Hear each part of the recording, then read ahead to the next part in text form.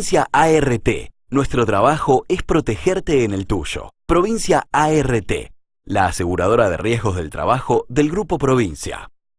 Hola, ¿cómo les va? Buenas noches. Aquí estamos comenzando una nueva edición del Embudo, como todos los domingos en la pantalla del canal provincial, ya promediando el mes de noviembre, con mucha información política, por cierto. La verdad que venimos de una semana cargadísima de información, con muchos datos, con mucha definición, digamos, no solo en el orden político desde el punto de vista partidario, porque no hay mucho más para definir aquí después de las elecciones del 22 de octubre, pero sí ya pensando, digamos, en cuestiones de fondo a nivel nacional. De hecho, el primer tema al cual vamos a hacer referencia tiene que ver con el avance del gobierno nacional con respecto a un acuerdo amplio con los gobernadores de todas las provincias, hecho que se produjo el día jueves y que enmarca un nuevo orden de, por lo menos, cuestiones que tienen que ver con lo tributario y con el manejo del dinero.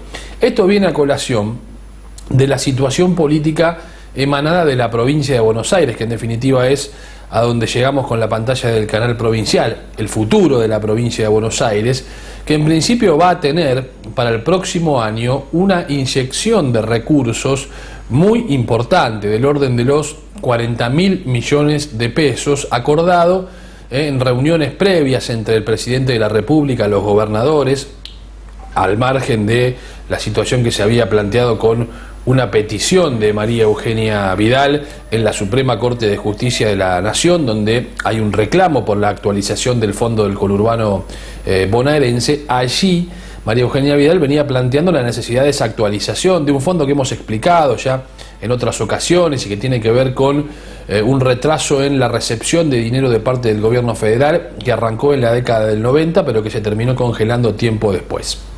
De eso, obviamente, ninguno de los gobernadores previos a María Eugenia Vidal se ocupó con profundidad. Es más, dejaron que sea el gobierno federal el que siguiera, digamos, manejando en definitiva las cuentas de la provincia de Buenos Aires. Esto se vio con mucha claridad durante el gobierno de Daniel Scioli, donde evidentemente allí hubo una muy profunda concentración de los recursos en manos del presidente de la República, lo que le impidió al gobernador Scioli, también antes a Felipe Solá, poder tener algún tipo de independencia política para hacer su propia construcción, que después terminaron pagando muy caro.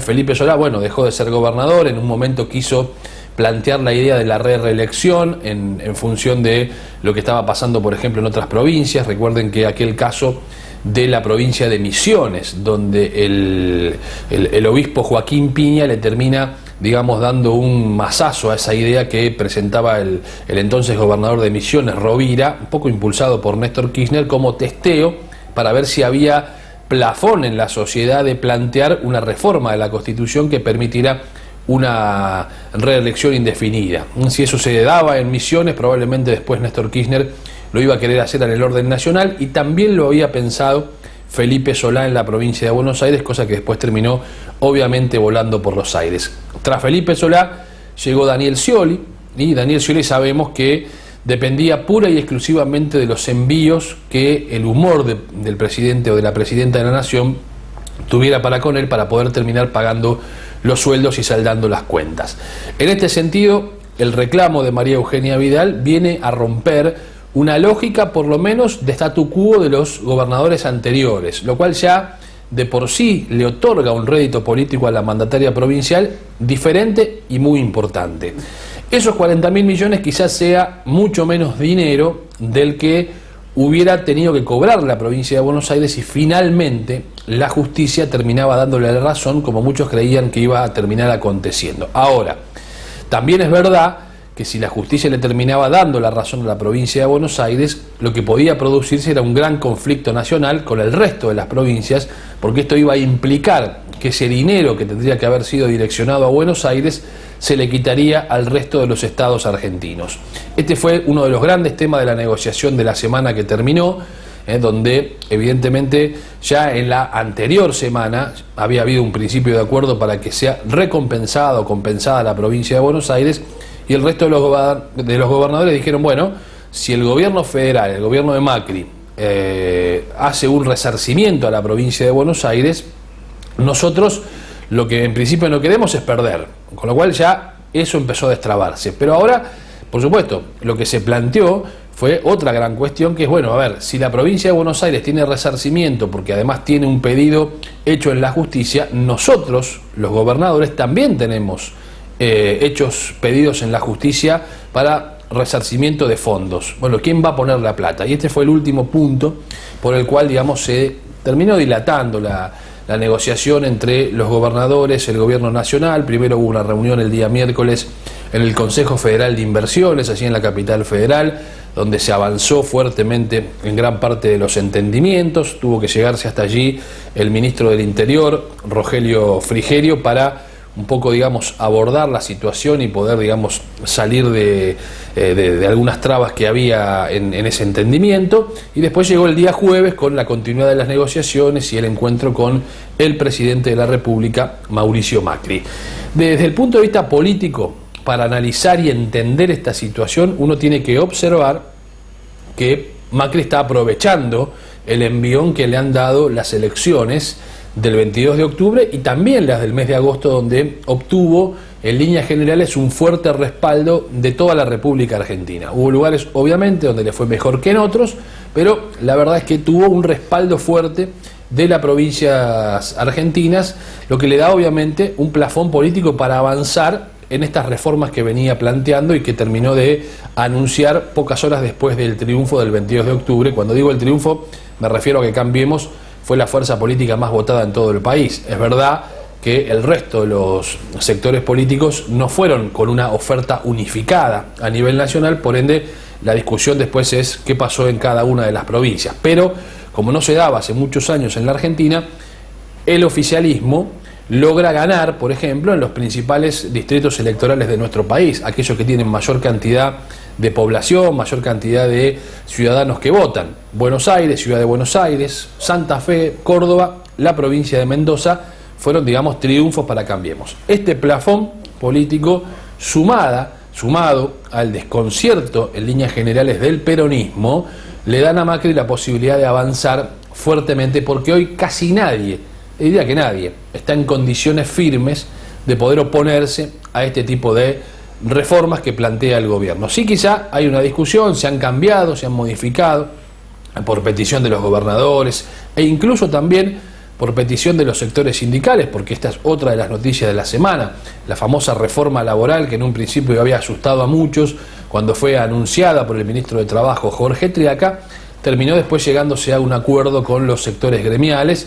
Ahora el proyecto se envía al Congreso y este lo deberá aprobar. Ahora entran en juego los diputados. Pero uno entiende que en esta nueva conformación de la legislatura, en realidad del Congreso Nacional, también de la legislatura, pero digo del Congreso Nacional, a partir del 10 de diciembre, Cambiemos incrementa su fortaleza, no llega a tener mayoría propia, pero la incrementa de manera notoria y muy voluminosa, lo cual, digamos, le da sostenido con este aire que está hoy girando en la Argentina, un plafón como para poder lograr las reformas que ha venido negociando. Otros también creen que, por ejemplo, en el caso de las reformas sindicales, mucho tuvo que ver la situación que se está planteando hoy con la justicia, donde los juzgados federales, muchos de ellos, parece que han salido de un letargo bastante largo y han empezado a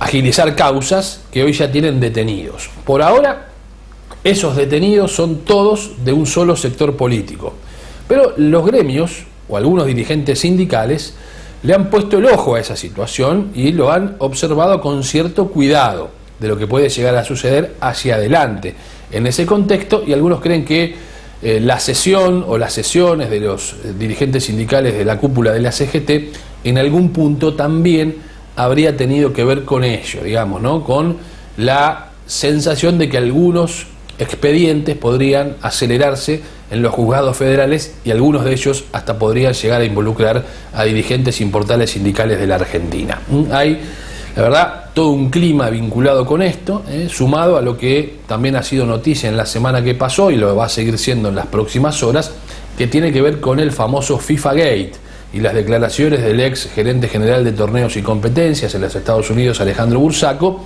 donde dio datos muy fuertes, lo que en principio ya generaron un suicidio, el de uno de los abogados que trabajaba en el programa Fútbol para Todos, cuyo titular durante mucho tiempo fue un hombre de Lomas de Zamora. Hablo de Pablo Paladino, un hombre de Lomas de Zamora, pero que en realidad su padrino político, su jefe político históricamente fue Aníbal Fernández.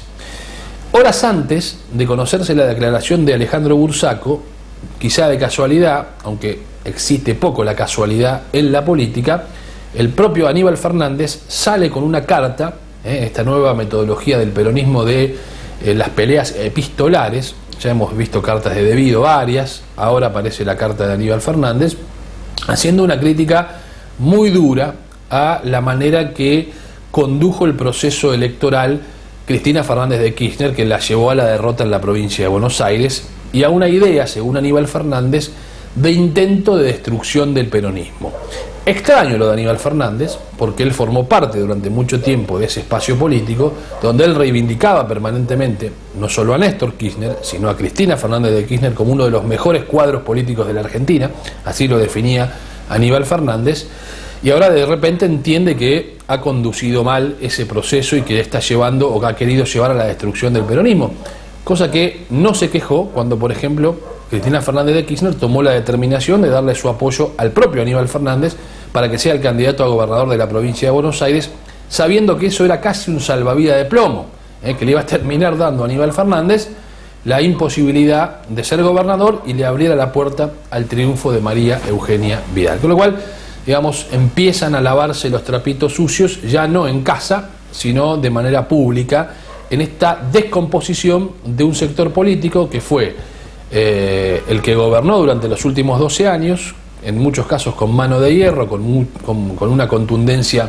pocas veces vista antes, y que hoy empieza a comerse a sí mismo, digamos, a autodestruirse, en función de los resultados electorales y en función de la figura de Cristina, que muchos le endilgan hacerse la distraída con el tema de las causas judiciales, sobre todo porque están cayendo, como dijo Aníbal Fernández, los leales, los que supuestamente eran los más leales al proceso kirchnerista o al gobierno kirchnerista, llámese Julio Devido, sin lugar a dudas, Amado Vudú, el ex vicepresidente, que fue pura y exclusivamente una elección de Cristina, primero como ministro de Economía, después como su compañero de fórmula en la elección del 2011, con lo cual, digamos, ahí hay una descomposición, una autodescomposición de un espacio político que veremos cuál es su futuro. Por lo pronto, da toda la sensación de que a partir de lo que sucedió en octubre y lo que viene hacia el 2019,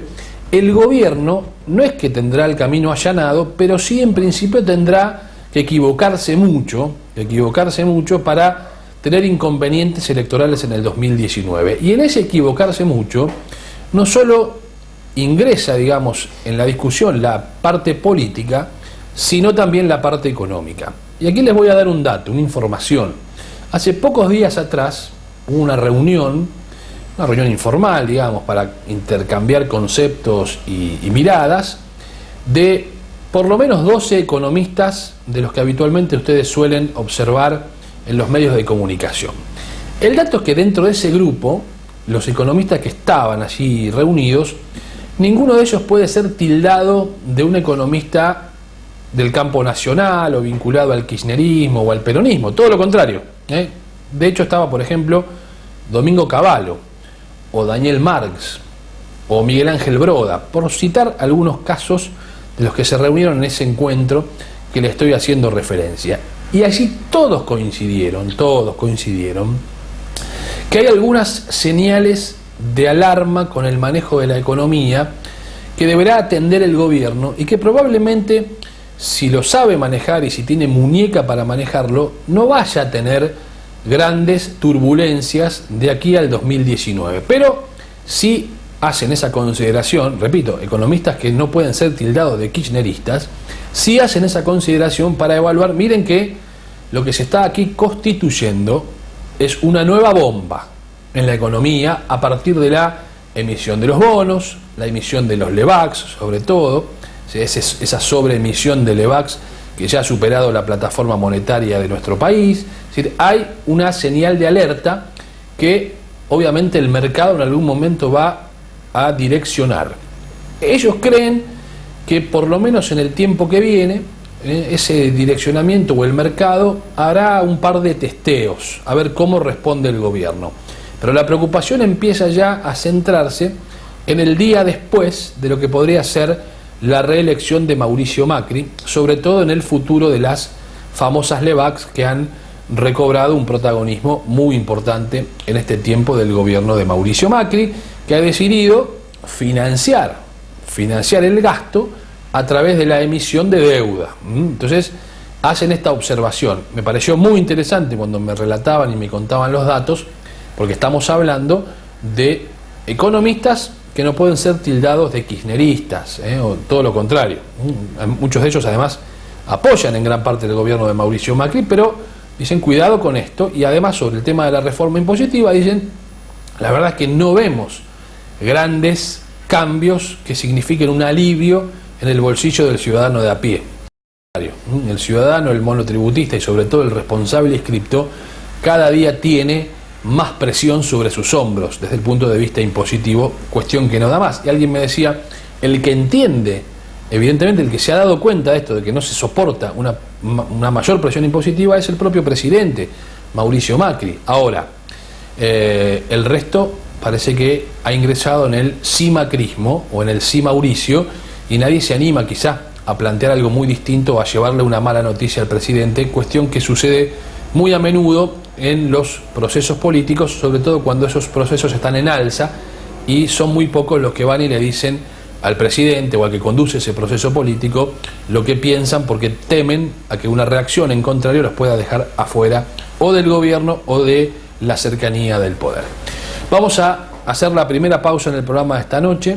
Tenemos varios temas para meter y para introducirnos. Hoy vamos a darle básicamente información. Ya cuando volvamos de la pausa, lo que hablaremos tiene que ver ya con la realidad de la provincia de Buenos Aires. La semana que pasó también fue muy importante para María Eugenia Vidal, porque terminó aprobando el presupuesto, le diría casi en tiempo récord, a diferencia de lo que habían sido otras discusiones anteriores sobre los presupuestos de la provincia de Buenos Aires. Vamos a hablar de los distritos. Está en ciernes la renovación del Partido Justicialista de la provincia de Buenos Aires, convocada para el 17 de diciembre, con muchas reuniones el día jueves y en algunos casos cierres bastante complejos. El futuro de algunos intendentes, sobre todo de intendentes de Cambiemos. ¿A qué van a jugar los intendentes para los próximos 2 años que tenemos por delante? Es una de las preguntas que nos hacemos y que vamos a hacernos.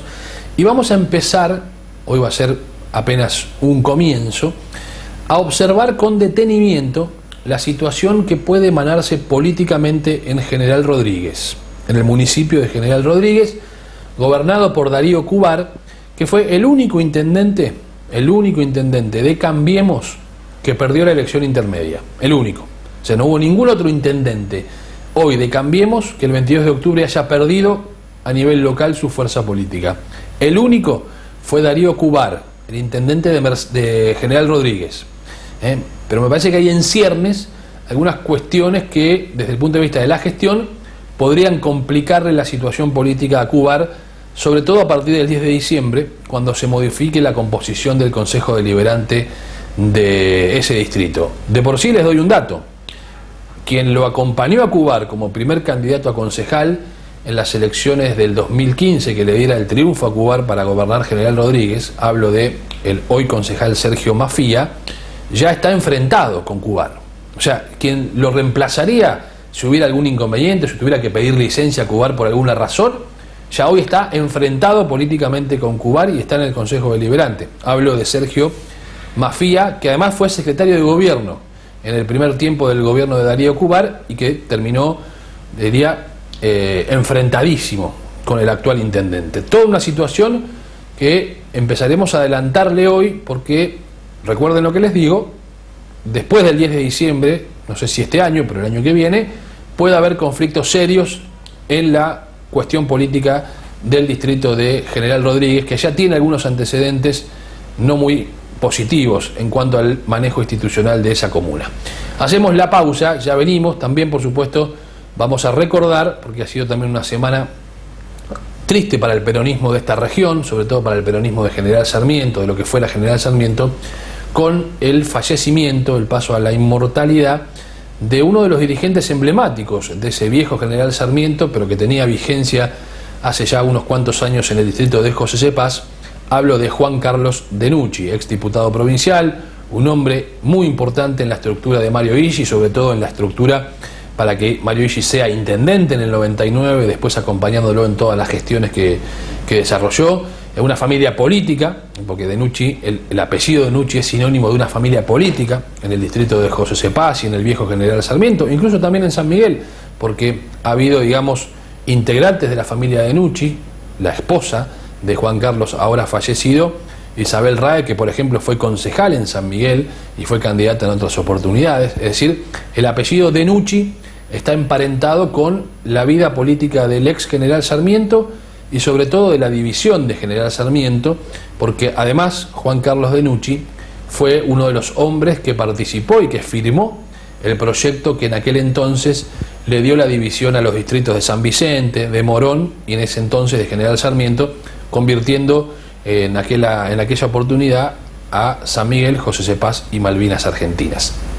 En la continuidad de la vida política de Juan Carlos Denucci, si bien estuvo afincada territorialmente siempre en el barrio Santa Brígida, en San Miguel estuvo en José Cepaz. De hecho está en José Cepaz porque sus hijos siguen formando parte de la vida activa política de ese distrito. Ha fallecido Juan Carlos Denucci, después vamos a recordar porque ha pasado muchísimas veces por nuestro programa, con declaraciones polémicas, con siempre alguna apostilla política para contar que generaba siempre alguna reacción, favorable, desfavorable, pero siempre Juan Carlos Denucci generaba alguna reacción cuando se lo entrevistaba. Un hombre del peronismo y de los pocos que hasta el último momento de su vida nunca dejó de reivindicar las fechas más importantes del peronismo, más allá de que el kirchnerismo muchas veces trató de esconderlas, y él formaba parte de un proyecto político que estaba inmerso dentro del kirchnerismo. Sin embargo, nunca su agrupación por la ruta de Perón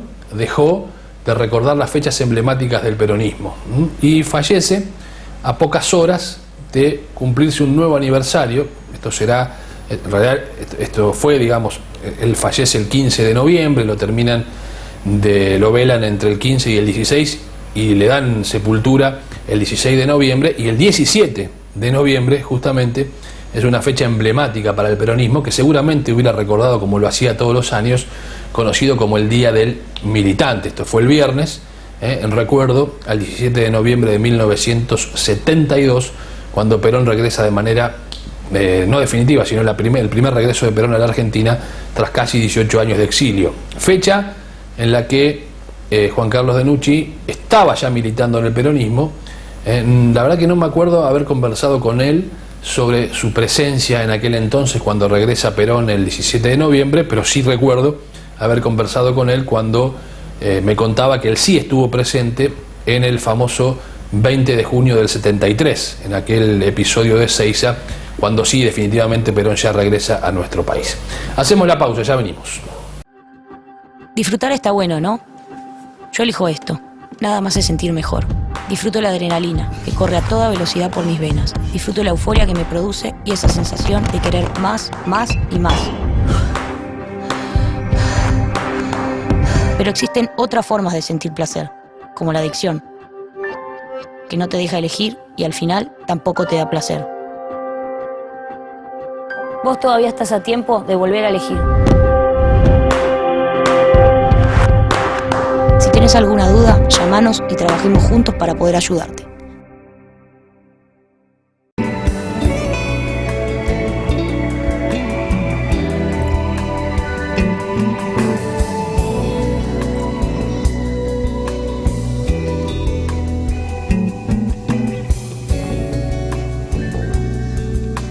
Se complace en auspiciar el presente programa Ospaga, la obra social de aguas gaseosas con enorme vocación de servicio, brindando cobertura médica de excelencia para todas las familias de sus trabajadores a través de Galeno. Mayor información 4610-9200.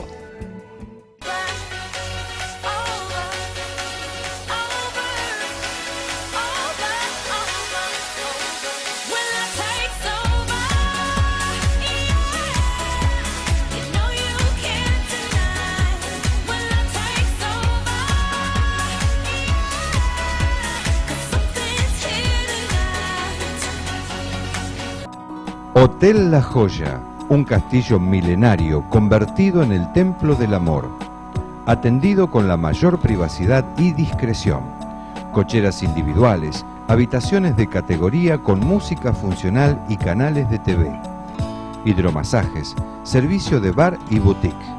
Hotel La Joya, un lugar único a 5 minutos del centro de San Miguel. Acércate, tendrás la mejor calidad al mejor precio. Hotel La Joya, disfrute su estadía. Promifer, hierros para la construcción y la industria. Aislaciones para techos, cindería, chapas, policarbonatos, membranas, cerrajes, mallas, cortes a medida y muchos productos más. Una empresa en constante crecimiento. Promifer, Ruta 8, 4077, esquina Roca, San Miguel. Teléfono 4667-0454.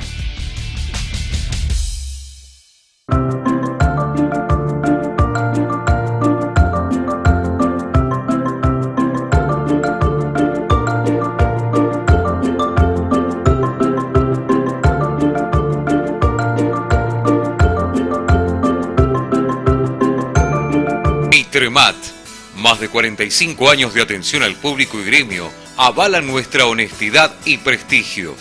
Puertas, ventanas, portones y mucho más.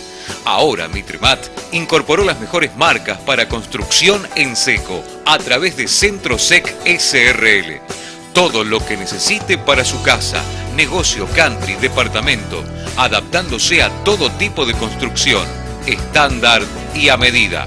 Avenida Mitre 2320, San Miguel. Teléfono 4664-9706. Hidrodynamic. Direcciones hidráulicas. Ciencia al servicio del movimiento. Reparación de automóviles, micros, camiones y 4x4. Contamos con personal especializado para reparación y recambio de cremalleras, cajas, bombas de dirección y mangueras hidráulicas de todos los modelos. Hidrodynamic, precisión y seguridad en su dirección, con garantía escrita por 6 meses. Hidrodynamic, direcciones hidráulicas, mano de obra 100% argentina. Taller de Herrería Omar, fabricación integral de parrillas, hornos a leñas, disco de arado, asadores, portarresiduos, trabajos a medida. Taller Omar, Gaspar Campos, 4199, San Miguel. Nos puede visitar en nuestra página de internet www.parrillasomar.com.ar.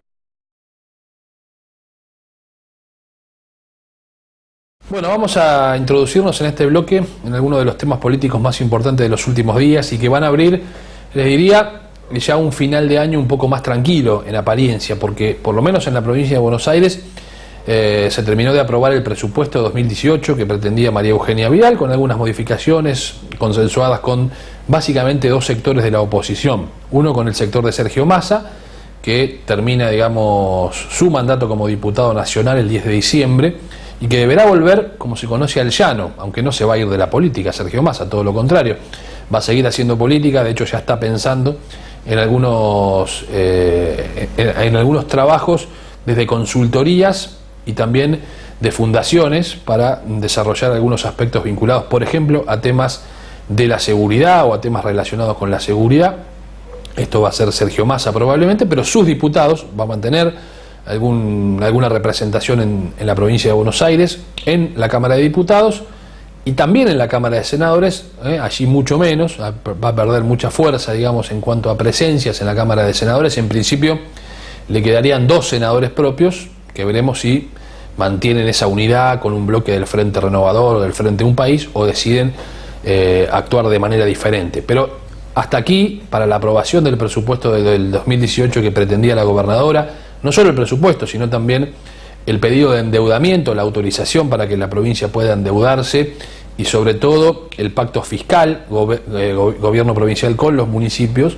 Necesitaba Vidal del acompañamiento de los legisladores que responden a Sergio Massa. De hecho hubo reuniones varias entre Sergio Massa, Federico Salvay, incluso la propia gobernadora Vidal, para avanzar en estos acuerdos. Y el otro sector político que fue importante también, fue un sector del peronismo, no todo, representado en los intendentes renovadores o más jóvenes, si se quiere, porque algunos ya hace tiempo que gobiernan, como el caso de Martín Insaurralde, que fue uno de los que dialogó con el gobierno de la provincia de Buenos Aires fuertemente, junto con Juan Pablo de Jesús, junto con el intendente de Saavedra, Hugo Corbata, y también con diálogo fluido de Gabriel Catopodis, uno de los hombres que ya le hemos contado en este programa, el intendente de San Martín, que está fuertemente, no solo vinculado al ministro de Gobierno, Joaquín de la Torre, sino también hay una mirada, les diría, bastante contemplativa de Cambiemos hacia la figura de Gabriel Catopodis, al cual le reconocen haber mantenido su palabra cuando dijo que iba a ser candidato, o por lo menos iba a apoyar la candidatura de Florencio Randazzo. Ustedes saben que en definitiva esa candidatura de Florencio Randazzo terminó siendo de alguna manera funcional al oficialismo, a Cambiemos, porque le quitó algún porcentaje de votos a la figura de Cristina Fernández de Kirchner. Entonces, digamos, hay una contemplación, una mirada un poco más contemplativa sobre la figura de Gabriel Catopodis. Pero ese sector de intendentes, entre los cuales uno puede sumar, por ejemplo, a Gustavo Menéndez, que hoy no tiene, hasta el día de diciembre al menos, no tiene representación directa de legisladores propios en la legislatura de la provincia, lo va a tener sí a partir del 10 de diciembre con la asunción de Gustavo Sos como senador provincial.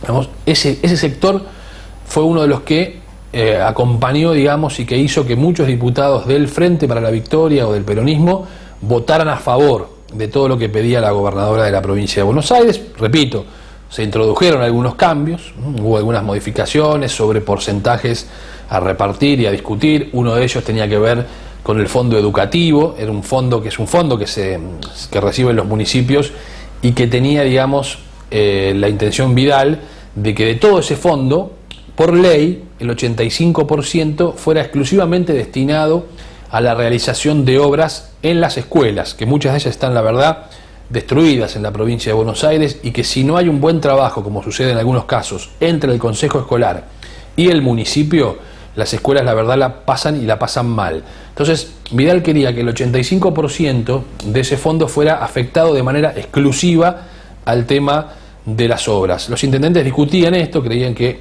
también se podía afectar a otros programas vinculados con la educación, y terminaron acordando un porcentaje distinto. Ese fue uno de los temas, no fue el único. El nivel del endeudamiento fue otro tema de discusión, y también la adhesión de los municipios a el nuevo pacto fiscal que pretende el gobierno de la provincia de Buenos Aires, ¿no? Este nuevo pacto fiscal que, entre otras cosas, le hace a los municipios tener algunas limitaciones en los gastos y en la contratación de empleados, y sobre todo le pone freno a el incremento de gastos corrientes de los municipios en los últimos meses de los mandatos de los intendentes. Ustedes vieron que se discutió mucho a finales del 2015 cuál era la herencia que recibían muchos intendentes de la provincia de Buenos Aires que tenían que asumir. Algunos decían, recibimos un municipio con una enorme cantidad de deuda y sobre todo con una importantísima cantidad de nombramientos de empleados en el final de los mandatos de los que se iban, y que seguro se creían los nuevos le iba a complicar. Hubo casos diferentes, no todos fueron iguales, la verdad que hubo diferencias abismales. Por ejemplo, Nicolás Ducoté recibe en Pilar un municipio con una deuda más grande de la provincia de Buenos Aires, la más grande de la provincia de Buenos Aires. Su vecino de Malvinas Argentina, Leonardo Nardini, recibe un municipio no solo sin deuda, sino con una cantidad de millones muy importante en la cuenta corriente, como para pagar 2 o 3 meses tranquilos de sueldos sin tener que hacer absolutamente nada. Es decir, fueron cuestiones diferentes. Gustavo Menéndez en Merlo recibe un municipio también muy desfinanciado, muy complicado desde sus cuentas. Sí, la verdad que fueron muy pocos los intendentes que recibieron un municipio en términos económicos ordenado. Le diría que casi la excepción ha sido en esta ocasión el distrito de Malvinas Argentinas. El resto, la verdad que fue muy complejo. Esta ley lo que hacía justamente lo que hace esta ley o este pacto fiscal es poner límite a los gastos en el final de los mandatos, como para que si viene un intendente nuevo no tenga que recibir o encontrarse con demasiadas sorpresas en los cajones de los escritorios. Bueno, estos se pusieron de acuerdo. Es importante porque ese pacto fiscal, los municipios tienen que adherir a ese pacto. Pueden no hacerlo, pero eso obviamente les complicaría mucho las cosas para tomar crédito, para poder, por ejemplo, hacer compras, que es muy habitual ver en los municipios, compras a través de los leasing. Ustedes ven permanentemente fotos de los intendentes comprando o adquiriendo para las comunas camiones, para el trabajo de la calle con leasing. Bueno, esto, si no adhieren al pacto obviamente se les empieza a limitar. Pero uno calcula que la gran mayoría, después de la negociación, va a terminar acordando. Esa discusión del presupuesto, que le da una fortaleza política a Vidal, mostró también cómo se mueve la interna del peronismo cuando deben renovarse sus mandatos de diciembre. Claramente se muestra esa discusión interna. Entonces, vamos a ver 3 fotos, que son un poco los protagonistas de lo que les estaba contando recién y de la discusión del peronismo, ¿no? Por un lado, Fernando Espinosa, el que fue el intendente de La Matanza, que conduce el peronismo de la provincia de Buenos Aires, discutido por muchos otros, sobre todo discutido por los grupos de intendentes que responden a Martín Insaurralde y a Gustavo Menéndez. Martín Insaurralde y Gustavo Menéndez, 2 intendentes que vemos en imagen también, que bueno, son un poco los que pretendían que el peronismo tenga una renovación de caras al menos, para mostrar algo distinto a la sociedad, después de venir siendo el peronismo derrotado en las últimas 3 elecciones tranquilamente. Cuando digo el peronismo, la verdad que yo vuelvo a equivocarme en mi expresión, porque el peronismo es una cuestión mucho más amplia que el Partido Justicialista. El peronismo tiene que ver con un movimiento, no con un partido. El Partido Justicialista ha sido por lo general la herramienta que ha permitido que gran parte de esos peronistas se sientan representados y puedan participar de las elecciones. En las últimas 3 elecciones, donde el peronismo, donde el Partido Justicialista formó parte de un frente electoral, perdió. Perdió en el 2015, era parte del Frente para la Victoria, perdió en el 2013, en aquel momento también como parte del Frente para la Victoria, y acaba de perder en el 2017 siendo parte del Frente Cumplir, que en este caso llevó la candidatura de Florencio Randazzo. Igual, a ver, la garantía de el PJ como parte de un frente electoral ya no es lo que era antes, ya no significa esa famosa boleta 2, una cantidad de votos importantes. Lo mismo sucedía, ¿se acuerdan? Los más nostálgicos sabrán de qué les estoy hablando, el radicalismo con la famosa lista 3. Solo en la presencia de la lista 3 en el cuarto oscuro o de la lista 2 del PJ en el cuarto oscuro era en aquel entonces garantía de un piso electoral mínimo. Ahora eso ya no existe más. Las nuevas formas, los nuevos métodos, la nueva manera de comunicarse hace que eso ya no exista más. Con lo cual, ahí tenemos por supuesto una cuestión a discutir. Pero un poco ese es el resumen de lo que se vio en la legislatura de la provincia de Buenos Aires con relación a lo que se vio en la discusión del Partido Justicialista, que después tuvo por supuesto su correlato en los municipios, cuestión que le contaremos con mayor profundidad el próximo domingo. Pausa, ya venimos. En Tigre siempre pensamos en tu seguridad. Por eso incorporamos 25 nuevos móviles equipados con la más alta tecnología en protección ciudadana, que se suman a los más de 100 vehículos que hoy patrullan el municipio, a las 1.500 cámaras monitoreadas las 24 horas y a los más de 60.000 vecinos adheridos a la central de alertas. Los 25 nuevos vehículos serán utilizados por el COD, Defensa Civil y Tránsito y coordinados a través del sistema Alerta Tigre Global. En Tigre, seguro la pasás bien. Colegio San Nicolás, un lugar especial para la educación, conectado con la naturaleza y la integración familiar, orientado a continuar estudios superiores y capacitando para el mercado laboral.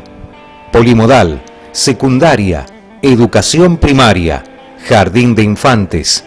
Colegio San Nicolás. Abierta la inscripción, José Verdi 4344, Los Polvorines. Teléfono 02320 439 910. Mueblería San Cayetano. Muebles en todos los estilos. Amplio salón de exposición. Consulte planes de pago. Mueblería San Cayetano. Francisco Seguí y Ricardo Rojas, Ciudad de Gran... Políticas sanitarias.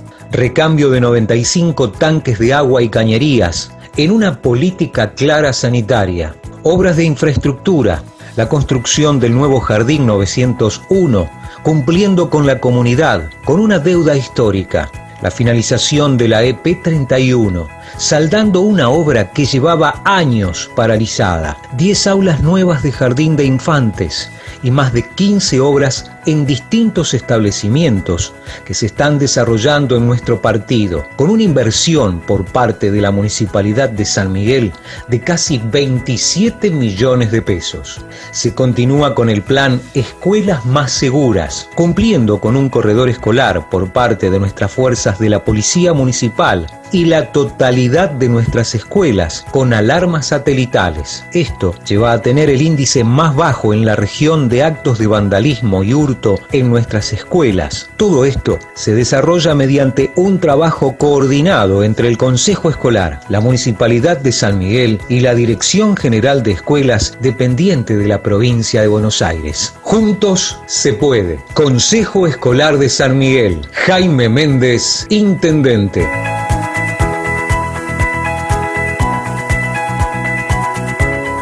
Constructora Grupo 4.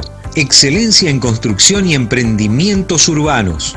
Desarrollamos productos de altísima calidad y terminaciones de obras. Accede a tu vivienda 100% financiada, sin anticipos y en 60 cuotas fijas en pesos. Consultar por nuevos emprendimientos. Constructora Grupo 4, líder en emprendimientos urbanos. Comunicate al 5292-2238 o al 4978-8723. Instituto Educacional Luis Federico Leluar. Nuestro objetivo es formar futuros ciudadanos capaces de asumir un rol protagónico en la sociedad. Jardín de infantes, educación primaria y secundaria básica, orientación en ciencias naturales, humanidades y ciencias sociales, economía y gestión de las organizaciones, inglés, computación, salidas educativas y campamento, actividades recreativas que permiten la incorporación de conocimientos en el campo práctico. Tupac Amaru y Paula Albarracín, San Miguel. Telefax 4-455-9203, 4-455-7463. DG Clínica de Dermatología y Estética. Tecnología de ultrageneración, ultracavitación, radiofrecuencia, luz pulsado intenso, botox, implantes, rejuvenecimiento facial y corporal, tratamientos anticelulíticos. DG Clínica de Dermatología y Estética. Italia 989, San Miguel. Teléfono 4-451-2686.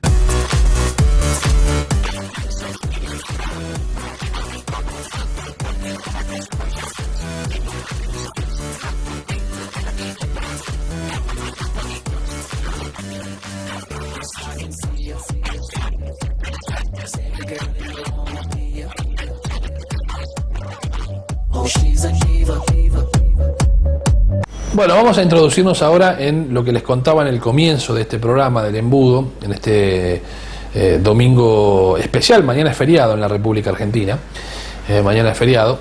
Tiene que ver con algo que iremos contándole en sucesivas ediciones del Embudo, pues es muy largo, muy complejo, pero que adelanta una situación política difícil para los próximos meses en el partido de General Rodríguez. Ustedes saben que General Rodríguez gobierna Darío Cubar, es un intendente que ganó las elecciones en el 2015, siendo parte de la lista de Cambiemos. Venía siendo gobernado General Rodríguez por el Frente para la Victoria, su anterior intendente fue Juan Pablo Angeleri, que incluso fue como candidato en la lista de senadores de Unidad Ciudadana en las últimas elecciones, que hoy aporta algún tipo de servicio al gobierno de Moreno, al gobierno de Walter Festa.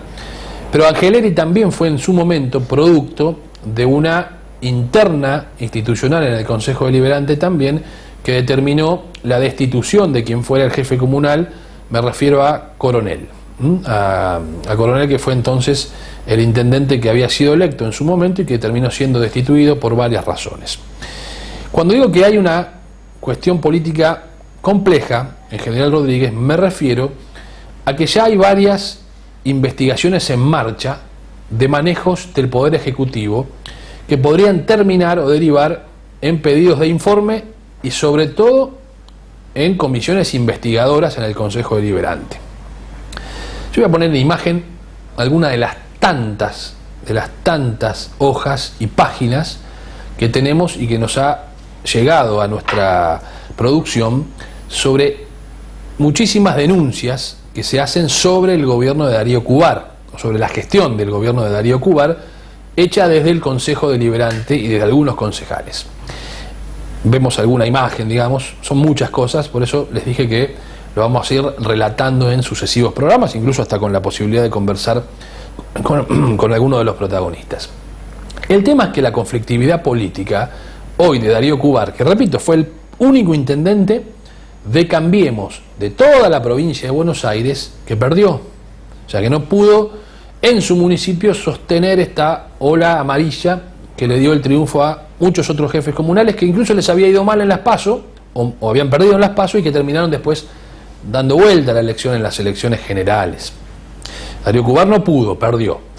Ahora, la conflictividad política, más allá de perder, que siempre suma, y esto por supuesto le va a dar menos margen de maniobra en el Consejo Deliberante a partir de diciembre, ya de por sí hoy no tiene mayoría, a partir de diciembre va a tener menos mayoría todavía, o menos posibilidades de mayoría. El problema es interno también, porque por ejemplo, el primer concejal que ingresa con él en el 2015, producto de un acuerdo político, un hombre que además tiene bastante trayectoria y que incluso fue también candidato a intendente alguna vez en General Rodríguez, me refiero a Sergio Mafía, fue su primer concejal. Ustedes saben que el primer concejal es quien está en la primera línea de sucesión del intendente, cualquiera sea la razón por la cual el intendente debe alejarse de la municipalidad, tomarse licencia, por ejemplo, irse de vacaciones, asume el primer concejal. Cubar hoy no se puede ir por ninguna razón, porque quien lo reemplaza es Sergio Mafía, que es uno de los que está haciendo todo este tipo de denuncias del manejo administrativo del municipio. Está enfrentado políticamente con Mafía. Es un dato muy importante. Es un dato muy importante que no se daba hace mucho tiempo. Recuerdo que en esta región, el último caso donde el primer concejal que ingresó con el intendente terminó enfrentado al intendente, por lo menos en gran parte de su mandato, fue en San Miguel. ¿Ustedes se acuerdan? Cuando Joaquín de la Torre gana las elecciones, el primer candidato a concejal era Héctor D'Amico. D'Amico, un hombre muy vinculado a Franco Laporta en ese entonces. Franco Laporta termina, digamos, enfrentándose o rompiéndose esa sociedad política con de la Torre, y durante los 3 años siguientes, D'Amico era el sucesor natural del intendente, pero estaba políticamente enfrentado al intendente. Bueno, esto pasa hoy en General Rodríguez. Está complicada la situación porque a partir de diciembre Cubar va a quedar en notoria minoría en el Consejo Deliberante, y muchas de estas denuncias, o por lo menos notas presentadas para aclarar manejos de la gestión, pueden empezar a ser motivo de investigación y de formación de comisiones investigadoras o de una comisión investigadora. Estemos atentos, porque me parece que tendremos un fin de año y quizá un comienzo del 2018 agitado políticamente en el distrito de General Rodríguez. Lo adelanto. Bueno, nos vamos a la pausa, ya la última pausa, y en el final voy a recordar a Juan Carlos Denucci. Ya venimos. Este verano, vení a Mar del Plata a disfrutar de un montón de propuestas gratuitas. Plazas llenas de comodidades, entretenimiento, espectáculos y beneficios para toda la familia. Vení a Mar del Plata, que te hace feliz. Buenos Aires provincia, entre todos podemos más. Monarca, tren delantero, alineación computarizada, suspensión neumática. El Monarca, única dirección, ruta 8, kilómetro 31200, San Miguel, teléfono 4664-2937, 4664-8039. Baterías Liva, recomendable con garantía para maquinaria vial, camiones, colectivos y autos. Control y service gratis. Consulte nuestros precios. Somos fabricantes. Abierto todo el año. Ruta 8, kilómetro 35200, José Cepaz, a 200 metros del cruce.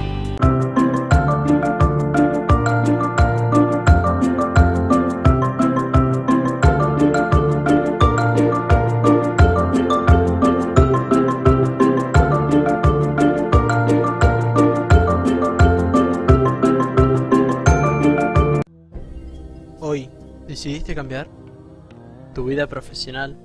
¿La relación con tus hijos? ¿O tu relación sentimental? el Centro de Crecimiento Total te espera. Citropaz, líder en sistemas térmicos y baterías del automotor. Distribuidor oficial Willard, Magneti Marelli, Moura y baterías Máxima. Las mejores marcas al mejor precio. Control e instalación sin cargo. Radiadores, condensadores, electros. Y como novedad, incorporamos toda la línea de inyección electrónica. 40 años de trayectoria avalan nuestro servicio. Avenida Balbín 231, San Miguel, 4-664-2953, www.citropaz.com.ar. El Consejo Escolar de José Cepaz, su presidenta Paola Denucci y el cuerpo de consejeros sigue gestionando para la comunidad a través de las obras realizadas en todos los establecimientos educativos del distrito. A lo largo de su gestión, se contó con la apertura de nuevas escuelas, más de 1000 obras de refacción y remodelación anuales en más de 100 establecimientos del distrito. Consejo Escolar de José Cepaz, presidencia Paola Denucci. Bueno, ahora sí estamos en el final del programa de hoy. Les decía también en nuestra larga editorial de arranque que una de las noticias de esta región en la semana fue el fallecimiento de Juan Carlos Denucci, un dirigente peronista sin lugar a dudas reconocido en el viejo General Sarmiento y también en el actual José Cepaz. Fue diputado provincial, electo en el año 1991, se afincó siempre en Santa Brígida, en el barrio Santa Brígida de San Miguel, que en aquel entonces era General Sarmiento. Fue el conductor de una agrupación por la ruta de Perón que, como decía anteriormente, jamás ha dejado de recordar y de reivindicar las fechas importantes al sentimiento peronista, aún en los momentos en los cuales muchos dirigentes del peronismo, inmiscuidos en el kirchnerismo, en esta nueva ola, digamos, transversal, se olvidaban de ello. Jamás Juan Carlos Denucci dejó de recordar un 17 de noviembre, un 17 de octubre, de recordar un 24 de febrero, por ejemplo, fecha del primer triunfo de General Perón en las urnas en 1946, por llamar o dar algunos ejemplos. Ha sido uno de los hombres, además, más importantes en la vida política del actual intendente de José Cepaz, Mario Isi. Prácticamente trabajaban juntos desde el origen de Isi en la política. Así que Juan Carlos Denucci es una palabra identificada en esta región con el peronismo, con General Sarmiento, con José Cepaz, que evidentemente va a dejar para muchos un legado incuestionable. Obviamente, siempre una figura que hace política y una figura pública genera adeptos y detractores. Esto existe en todos los ámbitos. Cada cual sabrá qué es lo que mejor se lleva de lo que ha podido compartir o vivenciar con Juan Carlos Denucci. Desde aquí queremos enviarle nuestras condolencias a la familia. Nosotros lo recordamos, ha pasado por este programa en infinidad de ocasiones, hemos hablado de todos los temas, ha habido entrevistas realmente muy interesantes, muy picantes, ha sido precandidato a intendente de José Cepaz y lo ha anunciado también en su momento en este programa, así que nuestro recuerdo para Juan Carlos Denucci, fanático, hincha de Vélez además, como todos sus hijos, que siguen obviamente en la política paceña, tanto el Roberto Denucci, sus hermanos incluso también, su hija, la actual presidenta del Consejo Escolar, Paola Denucci, su otro hijo, Lito Denucci, que también ha sido un activo y es un activo participante de la política paceña. Así que bueno, nuestro saludo para cerrar el programa y nuestro reconocimiento a Juan Carlos Denucci, que uno ha observado. He estado algunos minutos en el velorio, digamos, el día jueves por la mañana, y uno observa, digamos, por la gran cantidad de gente que estaba allí, por la gran cantidad de coronas que llegaron de distintos lugares, la relevancia política que tenía Juan Carlos Denucci. Con esto cerramos el programa de esta noche. Gracias por habernos acompañado, buena semana y hasta el próximo domingo, Dios mediante. Chao. En Provincia ART, nuestro trabajo es protegerte en el tuyo. Provincia ART, la aseguradora de riesgos del trabajo del Grupo Provincia.